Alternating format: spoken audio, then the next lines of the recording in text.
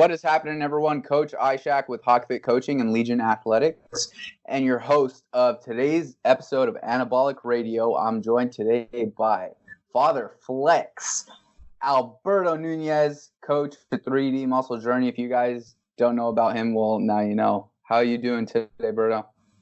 Good, man. It's hump day, man. So we're almost through that one part, and I try to work Monday through Friday. It never works out that way. So I'm excited. Wednesday's a good thing, man. Nice, man. Did you train today? Wednesdays. Did I what? Did you train today? No. I'm training late today. So what are you training? It's going to be posterior chain dominant lower body. No, it's going to be a pull day. It's going to be a pull day. Yeah. Nice. What's your main horizontal row you like right now? Hammer strength, high row. Hammer strength, high row. Nice. Do you use any particular attachments on it? I know a lot of people use the D handle grips. No, it fits me well, but sometimes that is the cure. They got some fake ones at my other gym, and that cures it right up, because otherwise you're kind of all T-Rex at the bottom. For sure, so, man. Nice. If it fits you better with that, do that. But I love the high row, man. I can do that all day. Nice, man. And I know you just came off of your 2-week vacay that you've been doing ever since. What is this little routine you got into recently? Yeah, so every year I give myself 2 weeks vacation from the gym, right? Like a job, right? And I took a week off, and man, it does me. I mean, deloads are great, but that's next level. Every other athlete does it. Every other sport does it. But obviously, the overly neurotic bodybuilder can't always grasp why that would be beneficial. But I found it to be greatly beneficial, and you come back and you hell excited to hit up the gym again. So, and I definitely was.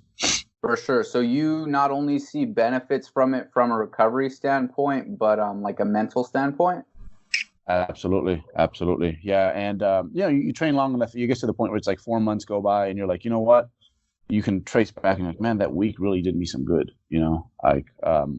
So yeah, no, I've been using them since 2015, and it's been a staple with my athletes who allow for that. Some of them aren't quite ready for that yet, and that's okay. But I think once you're past a decade of training and you're a bit more on the advanced side, it's probably not a bad idea. Nice, man, for sure. Do you feel like it's much easier to progress when you get back in the gym? Ish, because I always start my training blocks easy, so it feels just about the same. But one thing is for sure, it makes you realize how much time you do spend in the gym, which is for sure not a bad thing, I guess. But it makes me realize that I always get that epiphany. And then the other thing is you're just excited to get back into your routine, because as much as you love this, every once in a while you get into those funks where you're like, man, I really don't want to go today, So that doesn't happen for a while after you take your week off. That's for sure. Nice, man. Is it difficult to see, a little bit of regression, or you just get yourself in the mentality of oh, it's all right. I'll get back to where I was or where I was previously at.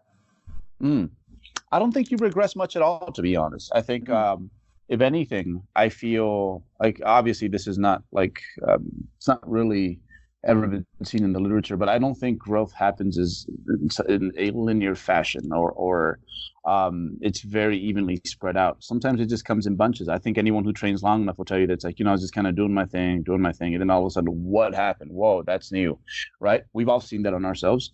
So I definitely, not all the time, but every so often, I'm like, oh wow, I feel like I've given my body a chance to do what it's been meaning to do, So I feel like sometimes from a muscular standpoint, I feel whoa, that's new. That looks a little fuller, Could just be fullness, but nevertheless, I don't think it makes you regress at all. It takes a little bit longer, I think, for muscle to piece out.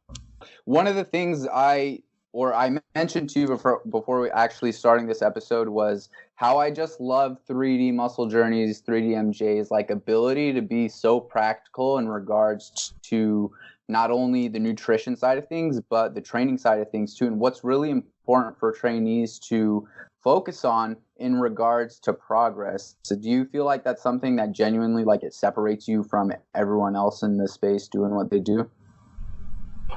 Yeah, man. I think Jeff had a very good analogy a few years back. It's like, perhaps he's not the person who's engineering the race car, but he's very good at driving it. You know, and that's a different set of skills to actually go in there and get your hands dirty and work with not subjects necessarily, but with people. So there's just I guess the more experience I gain, because I used to always hear about like, oh, life experience. I'm like, man, this old man just hating on me, man. What's he talking about?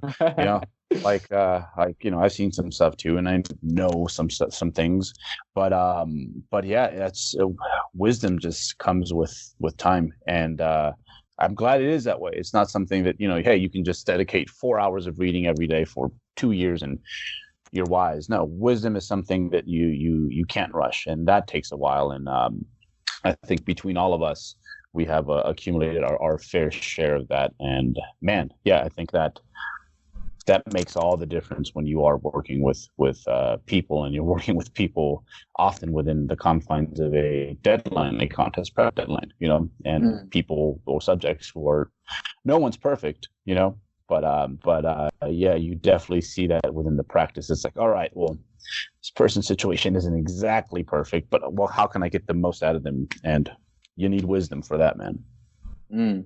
For sure. You feel like a lot of the things that you've learned over the years and some of the things that you may still implement with a lot of your clients are things you've learned through experience? Yeah, absolutely. Well, I feel that if you pay attention to what's going on when it comes to the science realm, and you're busy doing work with people, you tend to be a little bit ahead of the people who are just strictly about the science, and the people who are just strictly about their experiences and what they've done in the trenches. So you combine both of those things, and I think that's where like the magic really happens, because man, all too often, like something will come out from the latest and greatest from the science side of things, and you're like, well, yeah, I've kind of known that. Like that kind of just very often just confirms what you already know. So for sure, man, that's a great point. I feel like a lot of people these days, they're focused on too much of the minutia before they actually start putting together the smaller pieces to the puzzle, right? And that actually like puts them in a state of analysis paralysis, right? They're stuck focusing on all these different variables when at the end of the day, like, you have to put in the work, right? It's going to require you to challenge yourself, and you're going to have to potentially do that you're not particularly comfortable with. And I feel like something that also like really separates me from a lot of people doing what they do is like I've learned a lot of it through experience, and I've floated between extremes. And still to this day, I go back on a lot of those initial feelings or a lot of those initial issues I had and pull from those to be able to tell my clients during check-ins, hey, I know what you're going through. Big picture of things, it just helps me in terms of helping them navigate their own progress, right? Yeah. That's one thing that I do get. Like whenever I do a contest prep, it kind of like I feel that the year that I'm contest prepping, I'm almost a better contest prep coach myself, because like everything that they're going through right there, it's like as clear as day. Like just when I think I'm like, you know what, I can get to the point where maybe I don't even have to like compete or anything anymore. I'm like, no, hold up. Now that you're doing this, you see the benefit in like dipping your feet again in that pool. So experience, man. It's something that you can't replace.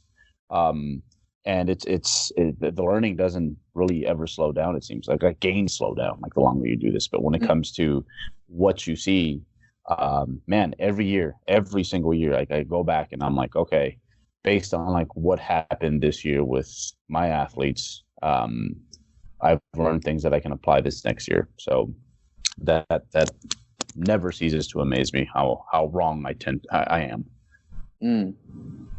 For sure, man, 100%. So you use a lot of those experiences when it comes to a lot of coaching practices today. Do you feel like there's anything major that separates how you approach like a contest prep versus general population clients? Like, let's say, for example, in regards to their mentality or their training or how you set up their nutrition? Mm-hmm. I think when you initially hear this question, that the assumption for the listener is going to be that the contest prep person is a little bit more ready and gritty and ready to get after it compared to the general population folk or the person who doesn't have a competitive deadline, when that's not necessarily the case. I think some of my most hard-nosed people, do everything people, they do this strictly as a hobby and not to compete. So that is. Just because you're working with, just because you're a competitive athlete doesn't mean that we don't have, I won't say imperfections, but we're still kind of going through the minor leagues of competing, trying to hone in some of our fundamentals. So and I just say that because, man, I have some people who don't compete who literally they're like freaking robots, and I'm like, man, you'd be so perfect for competing, but they're like, it's just not my cup of tea. And then I think with physique sports now, the level of entry is a little bit different compared to before. I think now it's just way more accessible because people know that it exists. There's way more shows, and there's divisions where, hey, you can run in there as a low to medium level intermediate and start competing. Namely, I think for women, the bikini division does that. For men, in some cases, the physique division can do that. So yeah. I think the biggest difference, I don't think the goal necessarily matters as much, or it changes the way I coach, but more so what kind of person am I dealing with? What are they ready for? And my thing is always, you want to set them up for success, but I think the best way to do that is not to necessarily give them these tasks and these things to check off that are easy, that 100% sure going to get done. But I like to push people to the point where it's like, you know what, I'm going to give them a little bit more in some cases than they think they can handle, right? Kind of like weight in the gym. And I do this because when they get that done, it makes them feel really, really good about themselves. So my job as a coach is to push you and get a little bit more out of you. Don't give them all these things and all these expectations and this checklist is that big and have them fail, but give them a little bit more than maybe they would assign for themselves in terms of responsibilities. And that's where I think the real growth and the real progress comes from. Is it's like some time goes by and you're like, wow, I can't believe I did that. So whether it's contest prep or whether it's general population, I think that's still kind of the name of the game, For sure. Great points, man. So I guess this next question could be broken off into two, but in regards to all the athletes that you've personally coached over the years, the athletes you've seen thrive competitively, what separates the people you've seen go there and achieve their best self versus, someone who achieved something a little below their full potential? Man.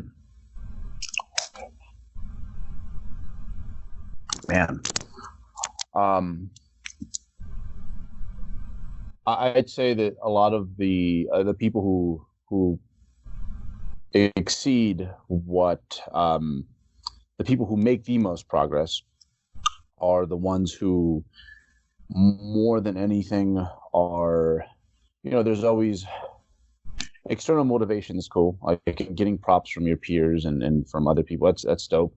But I think it's the folks who do this mostly for them, who want to see themselves improve, who, that's what they signed up for, whether someone watches or not. That's why they're here. Those tend to be the people who excel the most. I like to give this example to athletes. It just when it's made sense in a few different scenarios, but I tell them that when it comes to my bodybuilding, it's something that if for some reason Armageddon happened and I happened to be the last person standing on planet Earth, I would still go bodybuild. Like I'd go train, 4-6 times a week. I'd try to get the most out of myself. I'd push myself. Every few years, I'd lean down to the point where it's like excessive, and it would all be for me, to see myself continuously grow as a bodybuilder. So that's the mindset I think you need to have if you want to get the most out of the sport. Is the trophies, the props from the bros, that stuff definitely matters, but you got to be your harshest critic and also your biggest supporter at the same time. Mm-hmm. Damn, dropping bombs, man. That was a great point. That was an awesome point. And you'll slowly die with the world being shredded. Yeah. Nice, no, man. 100%. I was the last person. I'd barricade myself so the animals couldn't get in. I'd have my little farm. I'd go hunting every once in a while, and I'd barricade myself around a gym or something like that. Mm. Awesome, man. Awesome. So going a different route right now, I was curious to hear your thoughts in regards to adaptations, because, adaptations are so much more complex than people are led to believe. Most people believe that when they hit a fat loss plateau or training related plateau, it's time to switch up all their variables because they've now adapted. When in actuality, what if the reason the scale stalled was because you were excessively stressed or under recovered, or you were less than accurate with your macros? What if the reason you hit a strength plateau was because you nailed all your other lifts in the day prior or in the session, and now your body's coming into a more specific exercise in a more fatigued state, so although weight lifted may be lower, overall simulation or stimulation may be more or less the same? If that's the case, does it still sound like a good idea to change your exercises consistently or slash your macros in half? Adaptations can only really be measured by the results you're getting and not getting. And considering every other variable that comes into play in and out of the gym, it's so much more complex. There's so many variables to all of this. Okay. I think so. I'm always impressed when I see someone who isn't necessarily, you can tell there's a few things that maybe they're not doing right, but in between sets, you see them write down in a logbook. Those people tend to be the ones that progress the most. So I think just that in itself is a big win. If you're if you're writing down your stuff somewhere, that makes all the difference, because you've kind of committed yourself to not stagnating. You're not going to let yourself see the same numbers and the same sequences all the time. And eventually you're going to be all right, this is kind of getting old. I've been doing this on the leg curl for 6-8 weeks now. Let's try to push it some. So yeah, just a simple act of tracking makes you push a little bit more. I think that's huge. And it also lets you keep yourself from getting too down on yourself, because when you track, sometimes you pick up little trends here and there that you're oh, I have been progressing. It doesn't seem like it, but I have been. So it's a friendly reminder of that. So it works both ways. It pushes you to push, but also it keeps you from being too discouraged as well. So let's just say someone they're not ready to handle the responsibility, and they don't fully trust a system that is a little bit more nuance in how things are done. Some people aren't ready for that yet, and that's fine. But if you just simply write down your stuff, that's going to make all the difference. And then eventually you get to the point where, hey, you combine the tracking with some of the stuff that we know works pretty well, which means don't always go balls to the wall. Kind of the same thing as dieting. It's for people who have a hard time buying into the whole hey, when it comes to training, you need to pace yourself, and there's a time to push, and then you pace yourself, and there's a time to push. It's kind of like dieting, right? It's we could all go on 1,000-calorie deficits and we'd get there faster, but eventually something would break. Same thing with training. It's you're doing a lot of jabbing, and then every once in a while you go for the punches. That's what training is to me. And you combine that with a good system, with keeping track of your metrics, and once you do that, man, there's no other way of doing it. Like no other way. You'll be sold. So with the people that you coach, a lot of the athletes you coach, do you ever notice some crazy, let's say, individual differences in regards to fat loss, or in regards to like how much progress someone could make in a particular training block, and they feel like they don't have to even deload at the end of the training block? Or man, the individual differences are so crazy. And there's just so much variation within human beings, and you definitely see this with when you're in the coaching seat, because you have this huge pool of athletes that you're constantly learning from. As much as they're learning from you, you're learning just as much from them. And man, yeah, you see some odd stuff. Like I remember a few years back, this is more strength related. I had this Australian kid, Nathan Tanis. He's still doing his thing in powerlifting. He came to me as like some skinny, like teen kid. And eventually, like his loads, like I'm just like, man, those loads are kind of freaking crazy. Like are you really lifting that the way we went over, and the way you had just like 3 months ago? And he's like, yeah. And then he sends me video evidence. I'm like, wow, you're smoking this. And this dude's like one of the strongest guys in Australia now. And it's something that like right away he was kind of just destined to do, So yeah, he was lifting loads that like right now to this day are hard for me. And he was like a teenager at the time. Yeah. Right. So you see all sorts of weird things. You see people who are just like very, very slow responders, where it's like, hey, we gain a decent amount of weight, but like not a whole lot of muscle. And then it seems like every time we cut down, it's like we lose the muscle we gained, and like it's very frustrating, right? So you see things on both extremes. Most people tend to be kind of be in the middle, but I'd say most people, and most people are wrong about what makes them unique, but most people have one or two things going on within their training, or can benefit from one or two things that just would not apply a whole lot to other folks. So yeah, the individual thing matters. And with most people, I can usually pick one or two things. I'm like, man, this is just your thing. This is something that we're going to have to do to get the most out of you. But yeah, across everything, fat loss, everything. Like there's some people who have like no breaks for fat loss. I remember one specific case study was that really good bodybuilder Kevin Riley. Like he came to me with he had I think it was like 12 weeks before his show. He had a vacation somewhere in there, and I'm like, bro, I don't know if we can make it. And but I'm like, but you know what? Like you're so huge and muscular, I'll give this a shot. Whoa. And then before I knew it, it's like we were ready early, like 4 weeks early. Yeah. So, what? Yeah. That's crazy. Yeah. So it's he's, when it comes to fat loss and retaining muscle, like that dude just has it. And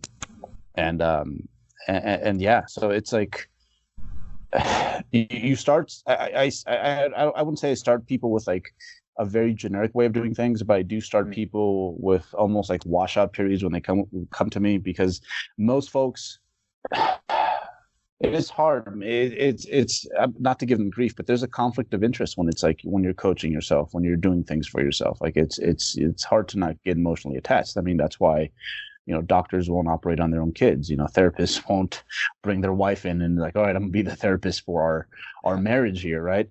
So same thing when you're working with your own situation. It's hard to pull apart. It's hard to be objective with yourself.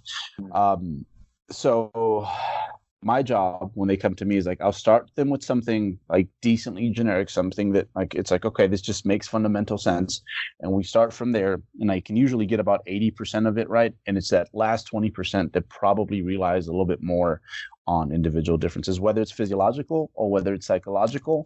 You pinpoint those things and you go for that main vein, and that's when that person really, really starts to thrive. Yeah, losing objectivity and let's say getting emotional about your progress is super common, like in a contest prep, right? I know for me, for example, when I was like 8 weeks out from Muscle Mayhem, I like Chris Barakat, for those of you guys listening. Chris Barakat was my second set of eyes during my contest prep, and whenever I had like some adjustments I wanted to make, or whatever the case may be, he would be the person I would always go to and tell him what I intended to do. But yeah, at 8 weeks out, I lost all my objectivity, man. Like my brain, you just get in that super dieted state and your brain starts playing these tricks on you. For you, for example, do you find like when you're in the trenches in contest prep, do you find there's a huge loss of objectivity, and do you have like a second set of people you always go to? Yeah, I do. I definitely do. I do. But this also, man, this goes into like another, another small mini tangent, in that I think sometimes with certain athletes, I also let them have their way to an extent, within reason. I think especially when you, as crazy as it sounds, like, but when you get someone who's like super, super talented, I definitely count on their feedback, and I trust their feedback. And I think the reason for that is because I think if you're, these athletes, like certain athletes, this is going to sound a little bit bizarre to most folks, but it's like their feedback that they get from their bodies is so accelerated and so clear that you just kind of making adjustments so easy. Well, it's like they can just trust their bodies. Like if I'm training a powerlifter and they tell me that somewhere around weeks 4 to 6 out, we're like 4 to 6 weeks out from their meet, they tell me something along the lines like, I feel like we pushed too hard there, and we're gonna have a hard time recovering later in the block. Like that sounds bizarre to a lot of people, but partially, yeah, is probably experience based, but also it's like their bodies are talking to them all the time. Like, for example, with me and glycogen storage, I am so predictable. I don't look at myself when I'm going through a peak week. I don't. I just kind of go by feel. And based off how my body feels, I can get myself there. So I'll keep myself covered up the whole time. I'll just eat based off like how my pumps are going in the gym, how good I feel when I'm flexing. And I can tell what's going on underneath the clothes. Whereas if I look at myself in the mirror in a week, I can convince myself of like 3 or 4 different things. So yeah, I think this heavily talented athletes, sometimes I rely on them to tell me like what is going on, because again, their systems are just so hardwired to do this that it's like, yeah, what do you think? So yeah, it's I mean, same thing with like Jeff, like when he's doing this thing, like every once in a while, like, yeah, we do help him out with like, he sends us some things like, am I crazy? And am I not? But for the most part, like he's done this long enough. He's mega talented. So it's gotten to the point where it's like his body's talking to him almost. But that takes a few years to get there.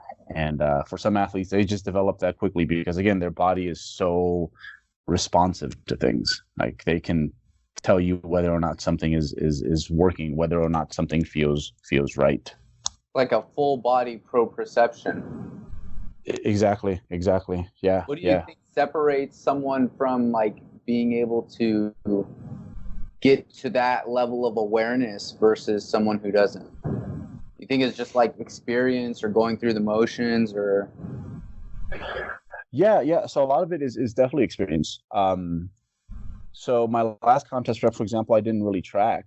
I just kind of knew, from 175 to 170, this is what it should feel like. From 170 to 165, this is what it should feel like, and so on and so on. Because I've ran that track before, right? So I kind of know what to expect, right? And it should only be this hard, or it should be this difficult at this point. So yeah, doing it a few times, doing it for a while helps immensely. And that's when I do feel that it's in your best benefit as an athlete to be able to have a relationship with your coach where you can relay things to them and they're taken seriously, because again, you've done this before. So that's one, is experience. But then again, the other one is just, like someone like that kid Nathan, like the powerlifting kid. Like with him, it's like his body just was so well grooved to like strength training that he could tell me things, and I could really, really trust him, like almost right off the bat, even when he was younger. So yeah, it's a combination of both. But I do think the first few go-arounds, I do think it's important to kind of almost just be a slave to your coach. My first contest prep that actually worked, this was in 2008. I had Lane Norton as my coach. And literally whatever he said to do, I just did it, because I was too new to give input. And I think at that point in time, that was probably the best thing to do for me. Nice, man. Nice. I definitely think like learning through experience is it's so fundamental. And like also like you get all these people giving particular guidelines, right? And it's good to like read them and listen to them, but you can't like take what they're saying as fact. Like at some point you have to go through some trial and error to figure out what works best for you. And this could even go for training wise, like figuring out what exercises are a right fit for you that provide you the most stimulus. I definitely think learning through experience is something that goes over most people's head, right?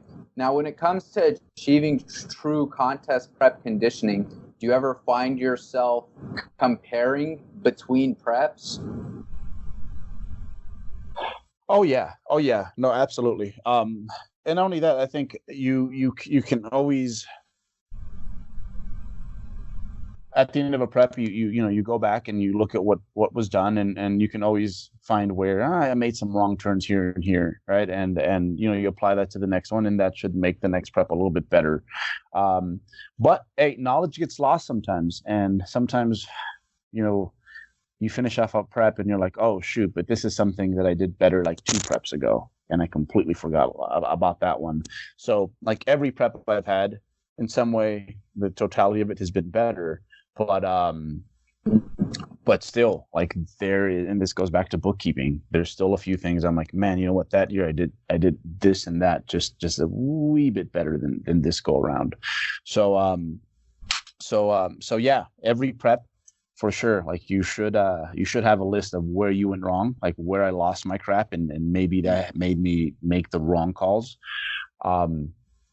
But I feel most people, generally speaking, hardly ever really take a step back when it comes to a contest prep, especially nowadays where we recommend that people spend a good amount of time in between preps. It gives the athlete a chance to mature, to learn some more stuff.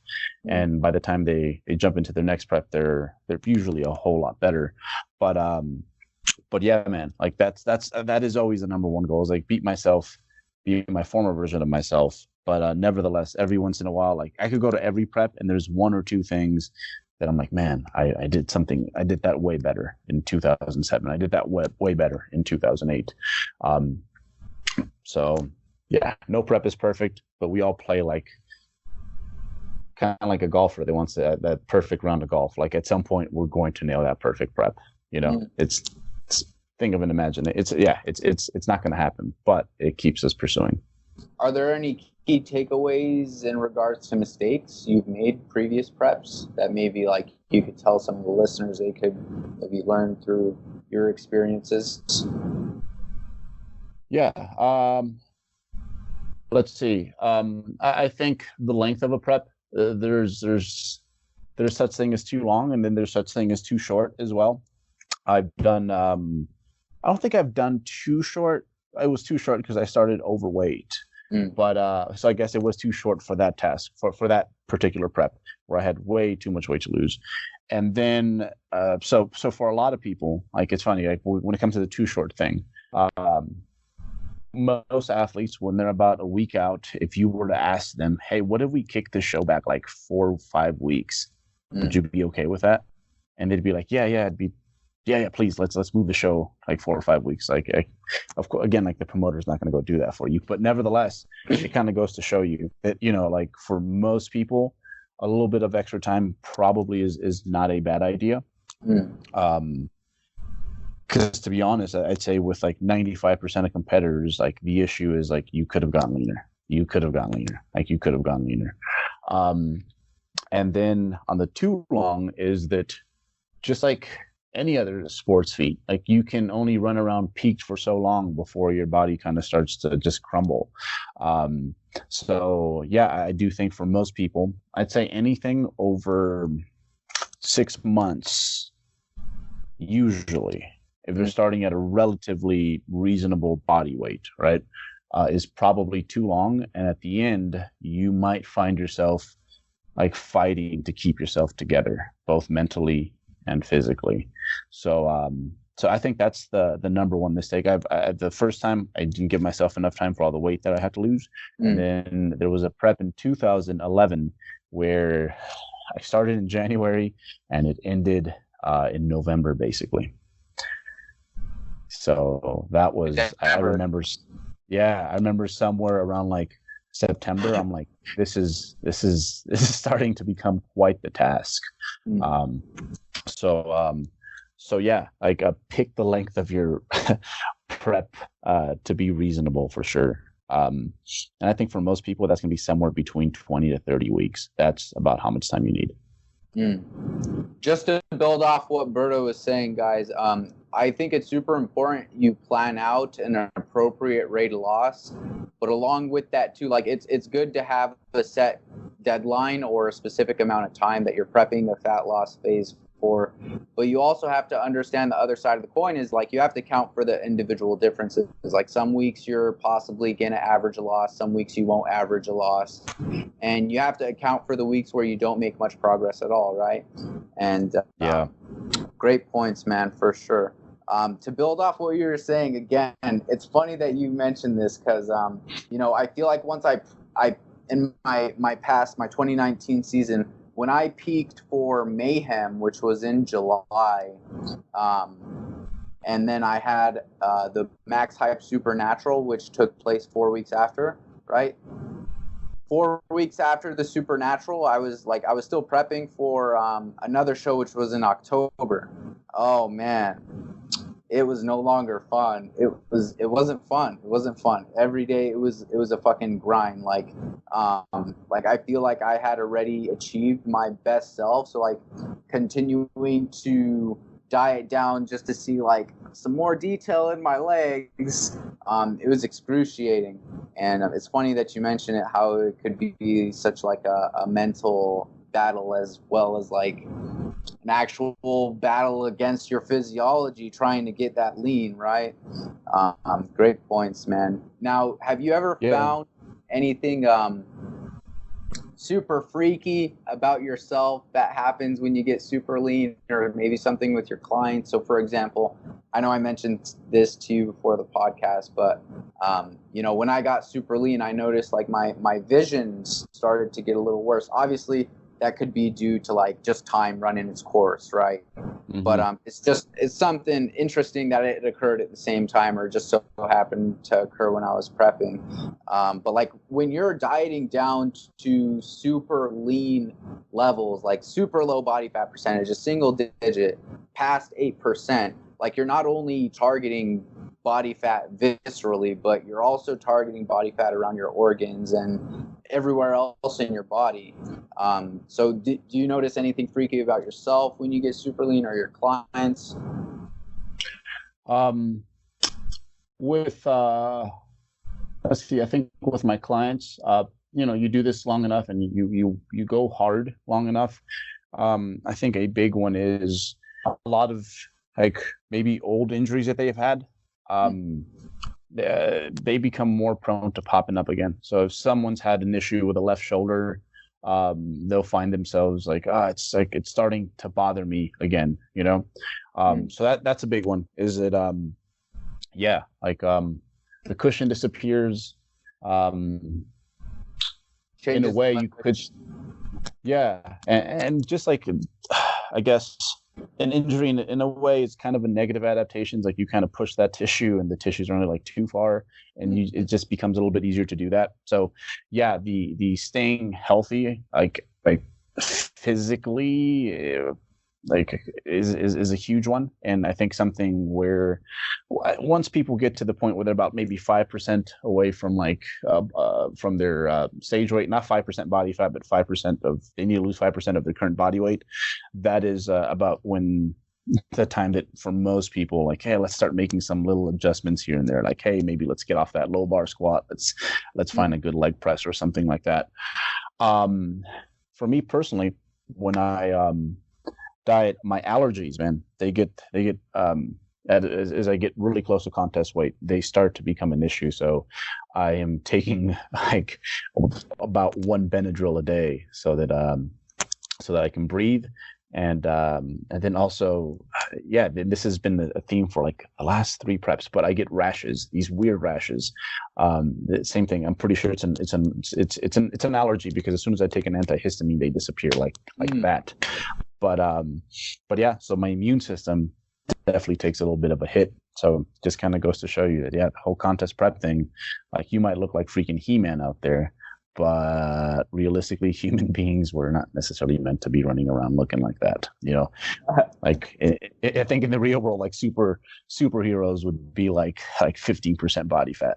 Like Superman would have an ab cage and not like 8-pack abs and separated quads, right? So yeah, there's so much small print to getting lean.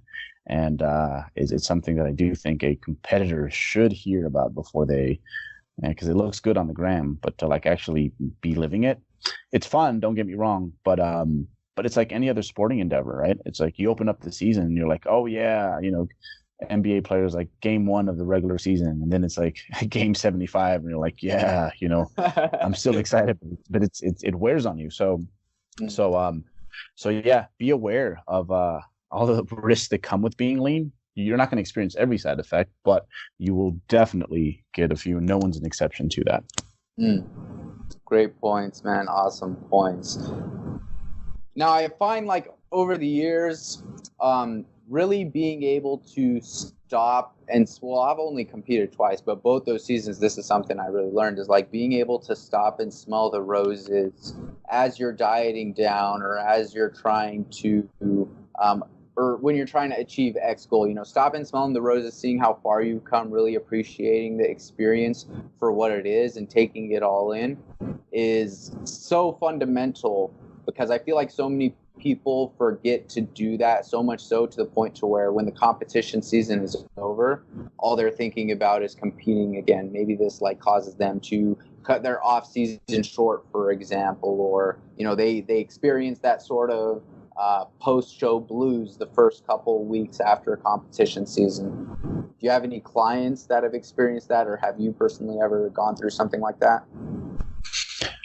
Yeah. We always tend to romance the past a little bit more than like hype it up to be a little bit more than it was, right? Like and this goes for everything. Like this goes back to like, high school years are great. It's like you really stop and think back, like, no, actually they weren't all that fantastic, So, but it definitely hints at something that most of us are a little bit guilty of, that old cliche of not living in the moment enough, So whether it's high school, which, while you're in it, you're like, I can't wait to graduate to just like move on with my life, or whether it's like 20 weeks into a prep, or whether it's like 14 months into an off season. It's like whatever you're doing, it's like enjoy it and appreciate the fact that at some point you will look back at this moment and find a lot more good things than maybe you're, than you're able to realize right now. Right. So that helps immensely, and it keeps me from, when I'm prepping, being thinking too far ahead into my next off season, or when I am, 190 pounds and like 30 pounds over contest weight, like thinking about like, man, can't wait to be shredded again, right? So there's something lovely in every moment, and we we're so caught up in getting there that we just sometimes don't peep out the scenery, man. That's so important. And not only is it important because it's obviously it's a good feel, but also it's important because it keeps you from being too ADD about stuff. And you're like, all right, let's really focus on this because this is what's going on right now, and I'm gonna get everything I can from this moment, from this point in time. So yeah, it's really, really, really important, regardless of where you're at, because grass is always greener, as they say, right? For sure, grass is always greener where you water it. Hey, exactly. Yeah. Hey, yes. Did you have any experience with maybe clients who experience some serious issues like post show, and you may have to like refer them to, let's say, like a mental health specialist or someone who like actively deals with like eating disorders, right? Because, you know, contest prep isn't particularly healthy, like doing it for an extended period of time. So, you know, helping people get back to that next step of recovery is so fundamental in becoming like a normal person again. Yeah. No, I think it's becoming less and less of an issue. And it doesn't necessarily mean that I'm getting less out of my athletes. It's I think it's the best programs, whether it's like a nutritional program or a training program, not to say that they're easy, but they almost feel like a hack, you know. It's like the first time, for example, I think anyone who has done more of a traditional bro approach to eating, and then they switch over to something that's a little bit more pliable, that's based off calories and the macronutrients. Like the first 6 weeks of that fat loss phase, you're like, oh my God, like this has been amazing. Like I don't feel like I almost deserve this fat loss, right? And I think any sort of good training program, any sort of good nutritional program, like gets you there with the least amount of dents. So that's something that I'm constantly always searching for, is like, okay, like you can get someone shredded. Like there's really almost no limit to like human fat loss. Like, I mean, otherwise people wouldn't die from starvation, right? But it's like, how can I get you there like in one piece? We won't get there in one piece, but the healthier an athlete is, the further they can push. And I think sometimes when you do list that as one of your priorities, people think of it as like, oh, you're sandbagging me. It's like, no. It's like, think of it as a mental injury, as like a knee. It's like, if we mess up your knee, how are we going to get the most out of like a squat, right? So I think it's happened far less, but nevertheless, I still get people who, once they're done with their prep, it's like, okay, we need to see how these first 4 to 6 weeks go.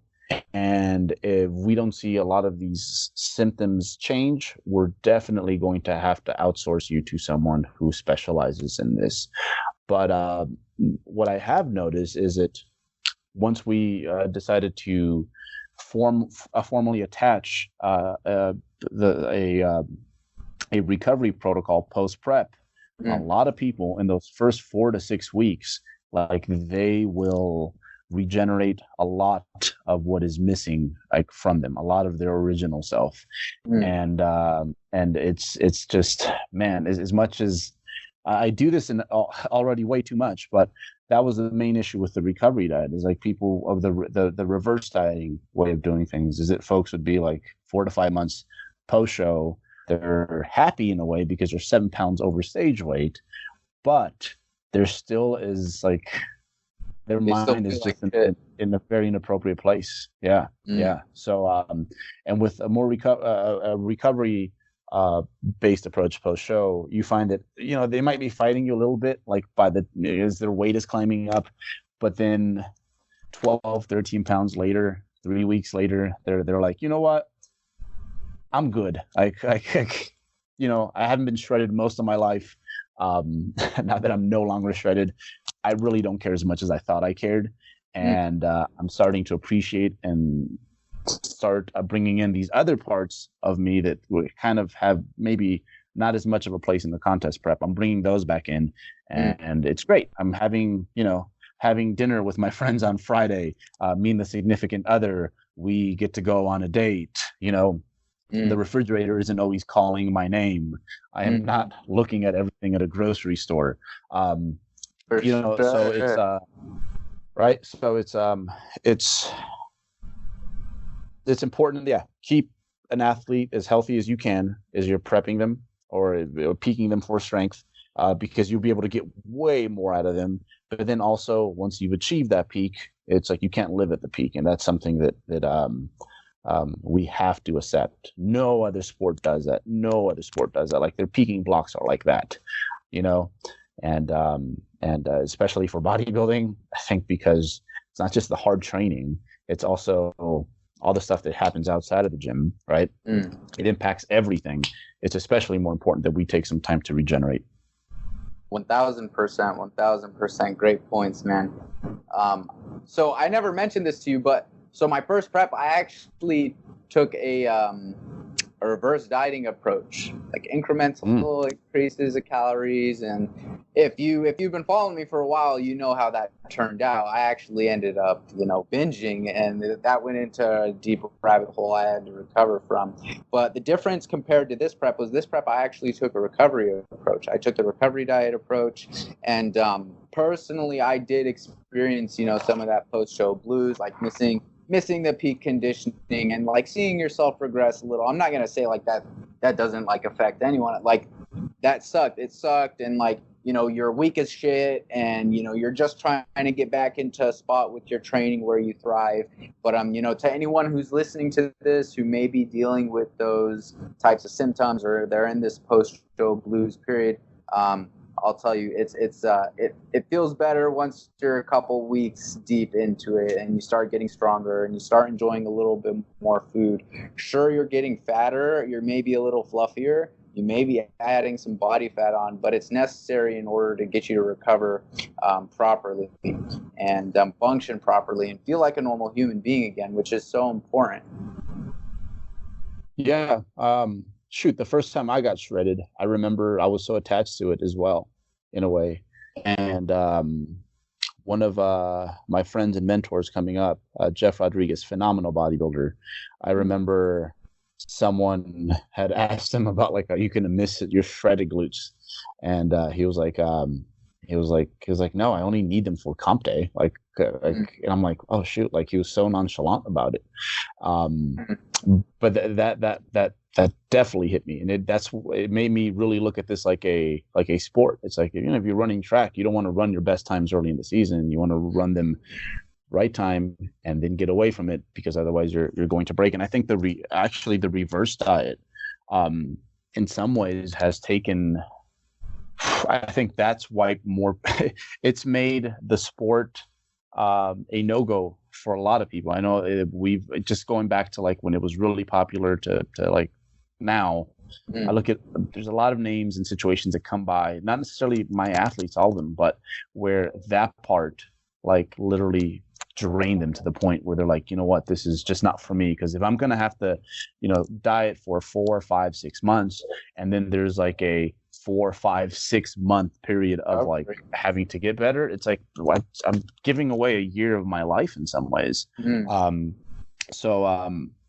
It will become easier, I think, as you do more preps and you get shredded, like to get out of there, because you're like, I've been there all the time, I visit this place all the time. It's like I'll be back.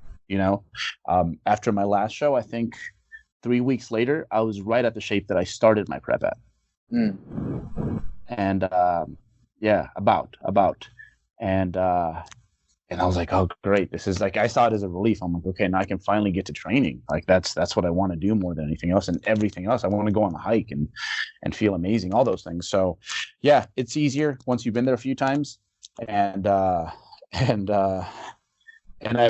I don't blame anyone for being attached to their hard work, because you work so hard, and then to have to undo that and see yourself like literally at some point get fatter from one day to the next, that can be bothersome, but again, most of us, we went most of our lives without being shredded. You'll be okay. Facts. And just important to know, guys, like a lot of us plan for getting super absolutely shredded, but it's so fundamental to have a game plan for recovery. Whether you be a reverse diet, whether it be a recovery, I don't really care. Just as long as you have something something there that you could go to post show that's going to help you thrive, once again, that's super important. It's fundamental. Please plan out your post show recovery. Please plan out your recovery from your diet, even if you're not competing. If you're getting super lean, listen to this.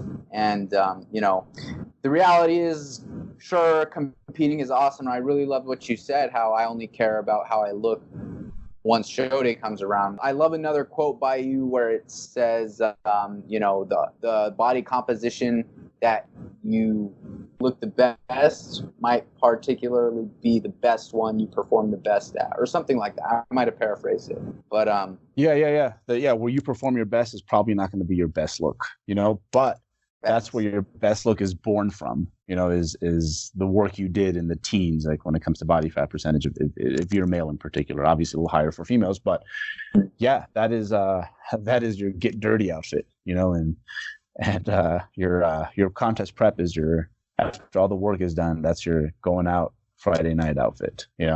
Facts. Do you ever find, and I guess this could be like super individual, do you ever find anyone who's scared to possibly like push their body weight up? Oh yeah, I think that's so common, especially with people who've been in show shape. And obviously, one thing you can always like go back when it comes to these individuals is the fact that how to get shredded. We've been there before. Like we can do that again. Because the truth is, like January right now, right? Like, so the gym is flooded with all these folks who are trying to start out and make this a habit and get theirs. A very common goal is the fat loss. The issue with a lot of these folks is they don't know, like they really don't know why they got fat necessarily. They don't. They don't know how to correct it. They don't know how to lose fat. Whereas like most people who do this, it's like, hey, everything that you're going through, like you are in control of. Like we know how to get lean. We know how to create a caloric deficit. And if you remind them of that, they're like, oh yeah, that's right. We're not like over here lost wondering if we can regain that again.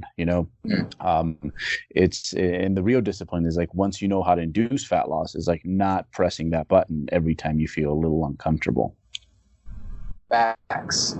You gotta love every stage, and competing is just a small piece of the big picture. Particularly what I love about you is one of these pictures you posted on your Instagram. Maybe I'll put it up right here for those watching, but where you mapped out how many times you actually got super shredded compared to how many times like you spent investing. Yeah. I think a big thing was like the culture was so different back then. So I'm not going to say that it was just like my own bright idea that, I am going to be the person that just starts investing early. No, I think it used to be, I think first of all, what aided this is there was really no place for natural bodybuilding. So if you were 5'9", 170 pounds and you posted pictures, you'd get one comment, and that's just bulk. And there'd be a whole like train of just people saying bulk.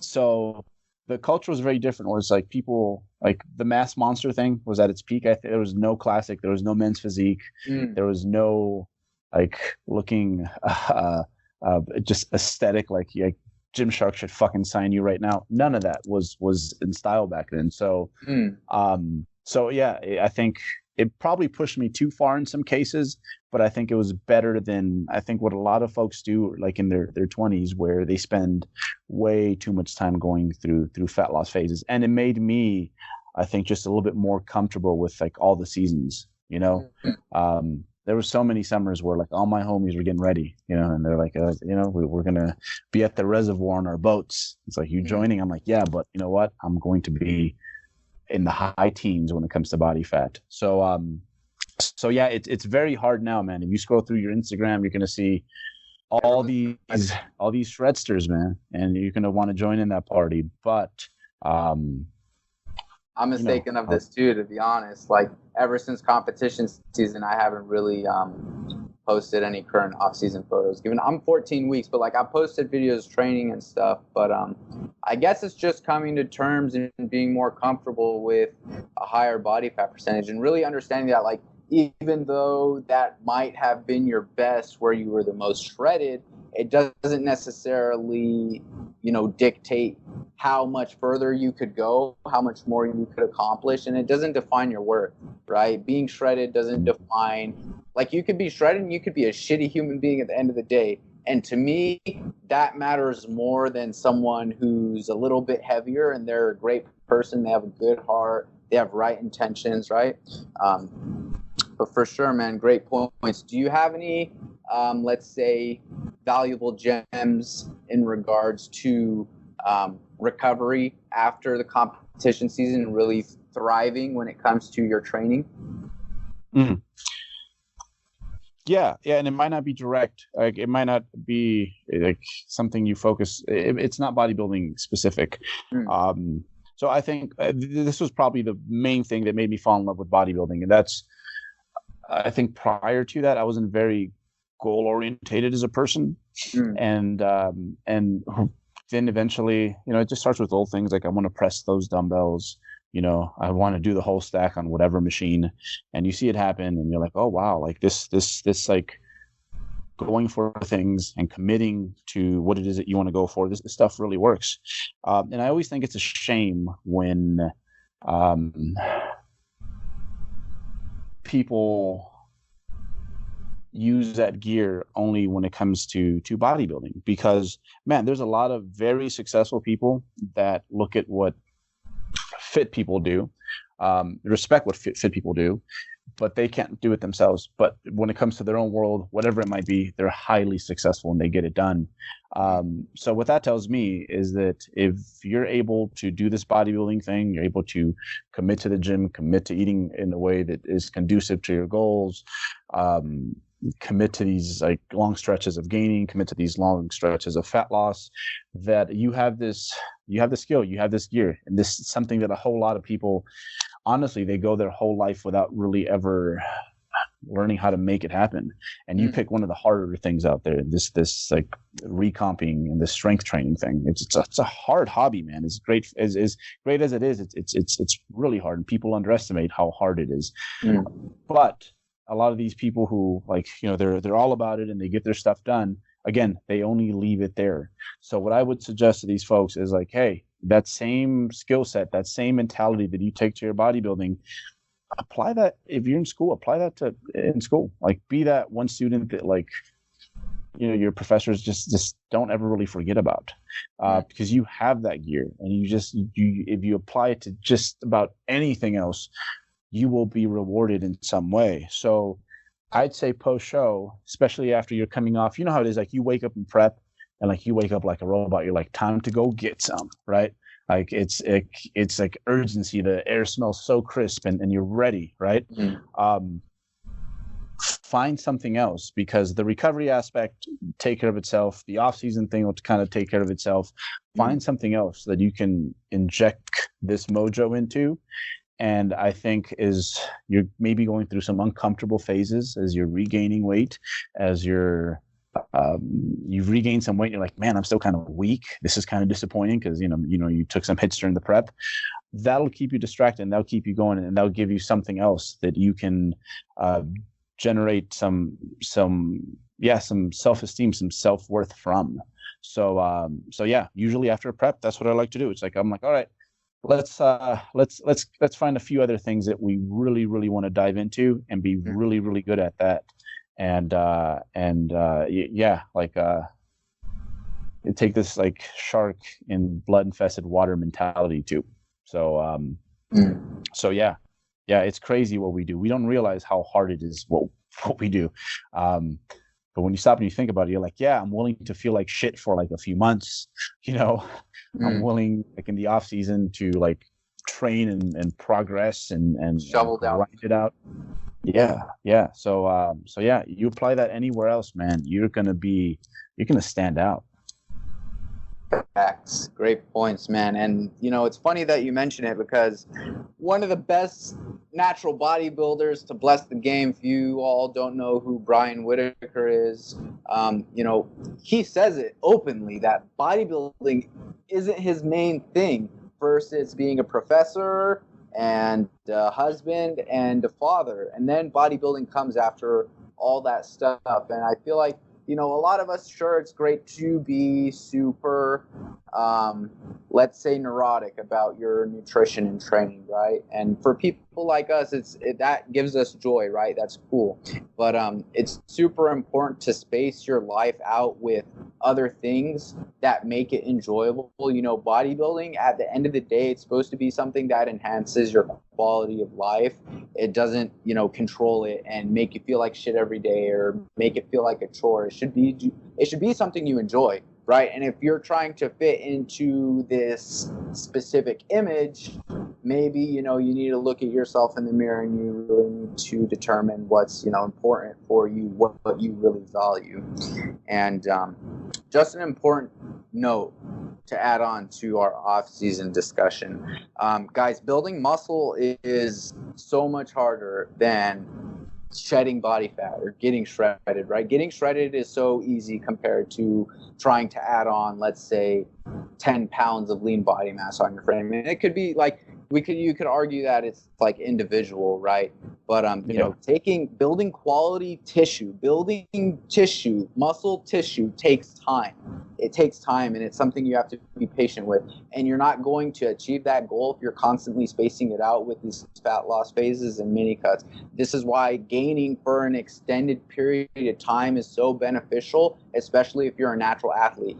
Reality is you need to take time away from the stage, especially like if you're taking it to that level of shredded. You need to give yourself time psychologically and physiologically to recover, because we could get into all this science stuff about it, but like your hormones are going to take a hit, your psychology is going to take a hit, you're going to be more into yourself, and so on and so forth. So just important things to note. And yeah, man, in 6 months you can get anyone really lean, right? Like as long as they're at a reasonable body fat. But in 6 months, man, you're not going to build you're not going to build all the muscle you're ever going to build, like even if you're a noob. Facts. Do you have any important Do you have any important notes in regards to tracking progress in the off season, whether that be like with your lifts or body composition wise? Also in the off season, what really helped me transition out of that post show recovery and just focus on my performance was not looking at myself in the mirror. Mind blowing, right? Just not looking at myself in the mirror. That helped me recover so much more. So just a side note there. But in regards to tracking progress in the off season, how do you go about doing that? You know what? I think that's a good idea too. When you're gaining, like to kind of just go in stealth mode, and like keep yourself covered. I think I might be due for one of those. I think that'd be good. Just because, and I used to do this way back in the day. I would, this when I was a teen. I would basically, I'm like, you know what? I'm gonna be covered up for 3 months. There's no working on a tank top for 3 months, and then I would bring the tank top, specifically on a day where you're going to get a good pump, right? And then I would see myself in the mirror and I'd be able to see changes, but then also it would make me reappreciate what I do have because I hadn't seen it in so long, So yeah, I think there's something to not watching, paint dry, For sure. And it's the inverse of that sometimes when you're dieting. Sometimes when you're dieting, you know how it is. It's like you feel like crap. You're like, I have to walk these dumbbells over to the bench to press them. Like the set doesn't start when you lay down. It starts like when you're taking them off the rack, right? But I'll look at myself in the mirror as I'm holding the dumbbells and I'm like, damn, look at that. And sometimes that'll hype you up. So it's kind of the inverse when you're like gaining. It's like sometimes in that situation, I think it's better to not look at yourself. And muscle gaining is so slow that it's not like, hey, looking at yourself weekly is going to show anything, right? So I would focus for sure a little bit more on the metrics, like are you progressing with your programming? And when it comes to that, not just like the number, like the weight and the reps, but also recording yourself and like looking for, I think form PRs are severely underrated, or RPE PRs. Like maybe you've done 3 sets of 10 with this dumbbell a few times, but this is the first time you might have had 2 reps in the tank, where in the past, like you had barely been getting there. So, so yeah, I think all data that is not visual in the off season, but definitely scheduling points in time where you actually take some formal progress pictures or progress video is probably the best way to ensure you stay committed to what you're doing. Because if you haven't seen yourself really seen yourself in say 2 months, but your lifts are going up, you're going to feel pretty damn good about your bodybuilding, as opposed to like being distracted by the fact that, hey, now you have a few extra belly rolls when I sit down. For sure, man. All great points. All great points. Yeah. So for me, post show, I didn't really look at myself too often.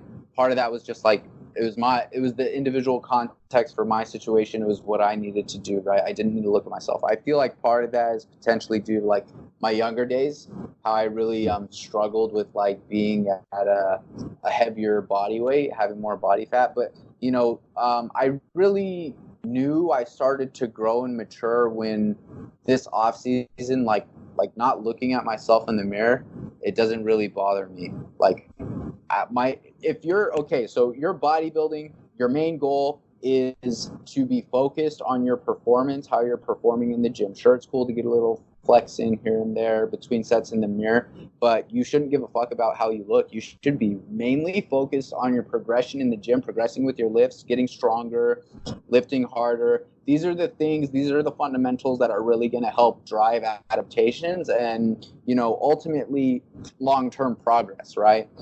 And important things to note, man. All great points.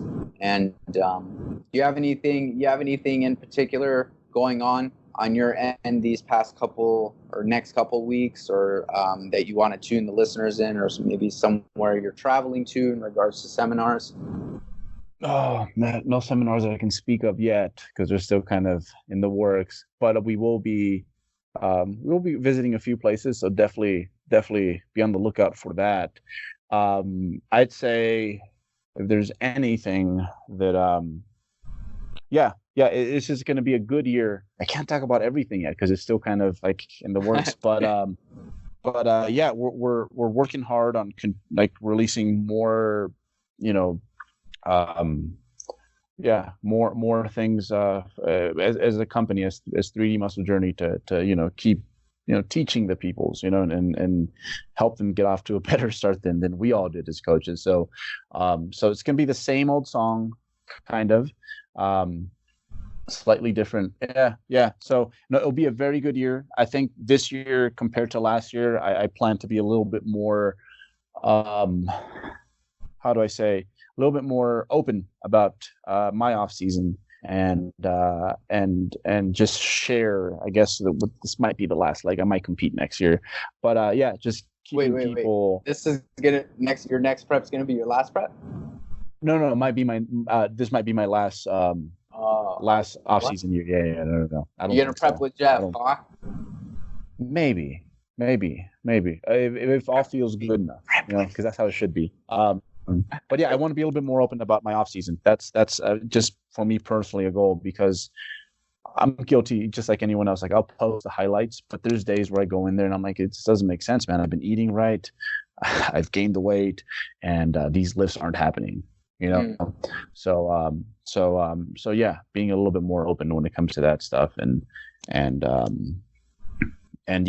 trying to. Me too. Sell people me, the facts, because it's not all like. And here's the thing: it's like, yeah, those shitty moments suck, but the good moments wouldn't be as good without the shitty moments. For sure. If things were just linear all the time, it wouldn't be very interesting. That'd be a sad life, right?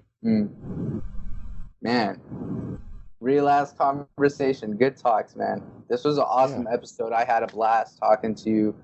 I'd love to get you on in the future and chat with you. And guys, go follow Berto on Instagram if you want to see a person who looks like a cadaver in real life. Most shredded person, great human being.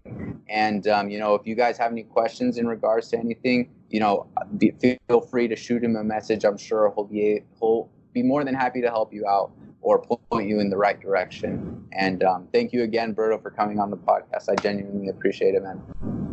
Oh, absolutely. It's been a pleasure being a guest, man. And I'd love to come on some other time. Cheers. Thank you. We'll talk soon. Peace out, guys. Thank you for watching.